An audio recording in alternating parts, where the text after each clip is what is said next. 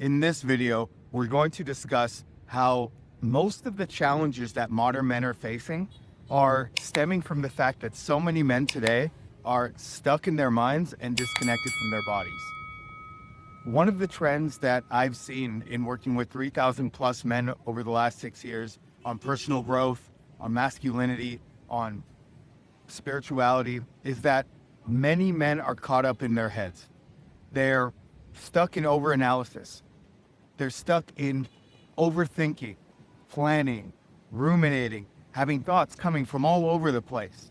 And the reason why so many men are stuck in their heads is as humanity has evolved over the last 5, 10, 20 years, we have been collectively growing our prefrontal cortex, which is the thinking mind. It's the part of our brain that makes us more human and distinct from other animals.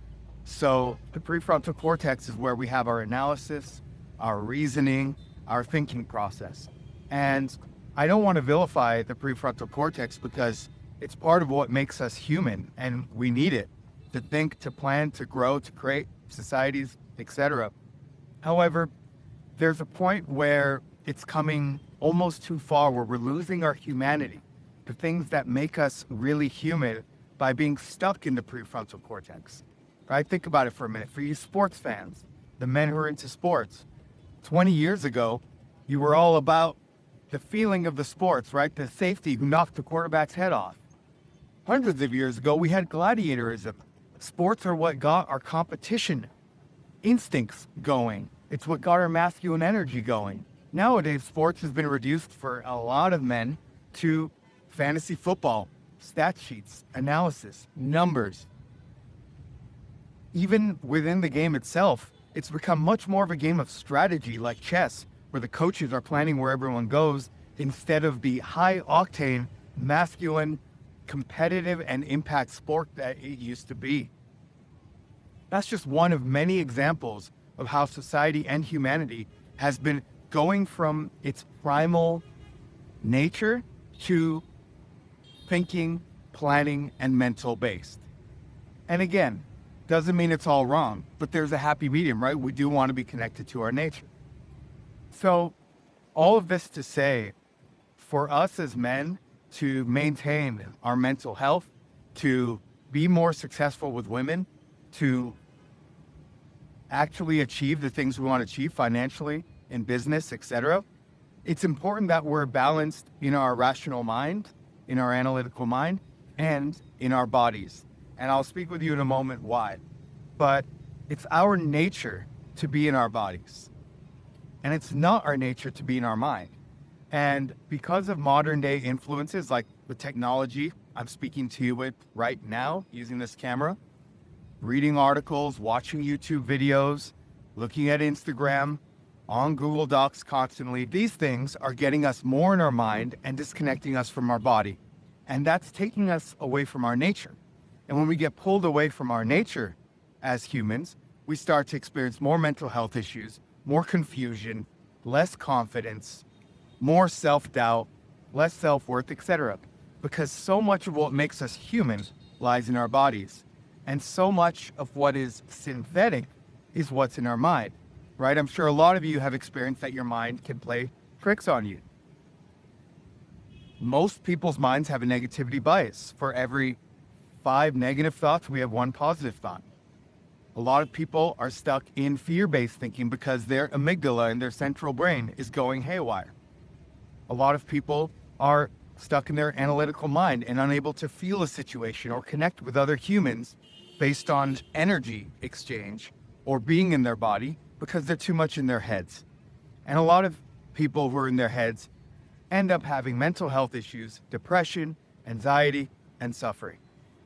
So stress lies in our mind. Overanalysis lies in our mind. Suffering lies in our mind. And this is something I learned because I went through some intense chronic health issues, and part of my healing journey from years of disability was about getting out of my mind and into my body. I learned from Taoists and Buddhists and yoga teachers and all kinds of different philosophies around the world, even shamans in South America. about how our human condition is built by resting the mind, finding peace in the mind, finding relaxation in our body, and inhabiting the wisdom and the humanity that lies in our body. So this whole concept of embodiment, that's what it's called, might be confusing to many. But embodiment is the answer to a lot of our suffering as men. It is the answer to being able to connect deeply with women, because women speak at a very embodied level. And it's the answer to more success, because we can operate from intuition and instinct instead of overanalysis and analysis paralysis. So what is embodiment? Embodiment is the idea where you're holding awareness more in your body, from neck down to your toes, instead of always being in your head, always being in your mind.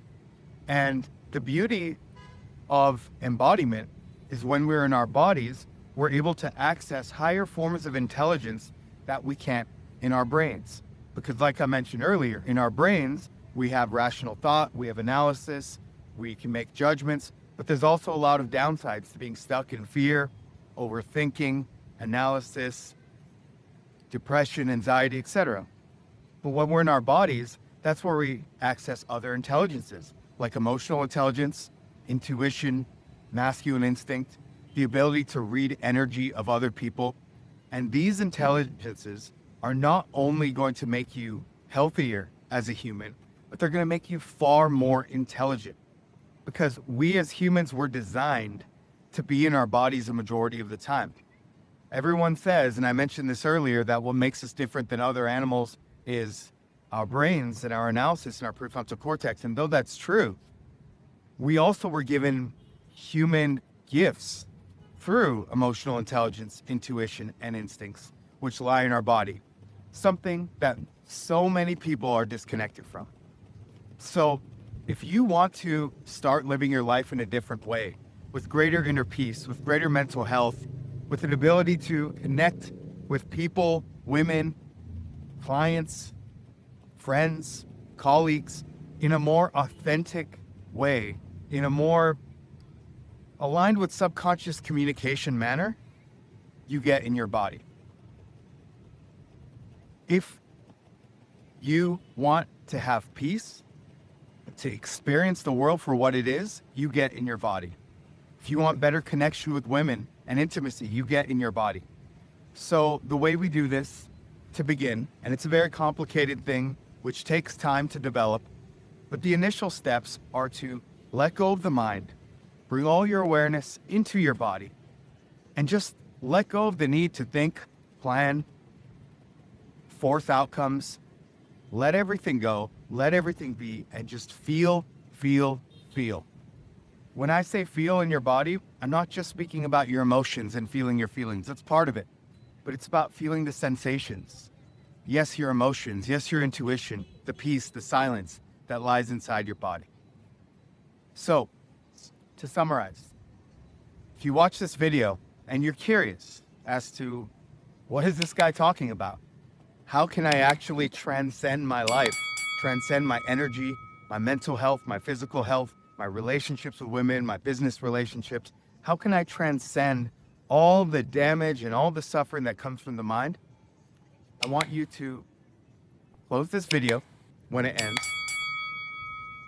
put your phone or device to the side, and just sit for 10 minutes and feel what's happening in your body. The sensations, the emotions, the feelings, etc. And when you start to learn to scan your body from your toes all the way up to your neck, let's stay short of the head here, you will find that you're able to access different forms of intelligence and peace than you were able to before. If you learned something from this video, check out the links below about how you can go further in your personal growth journey with Meta Mastery.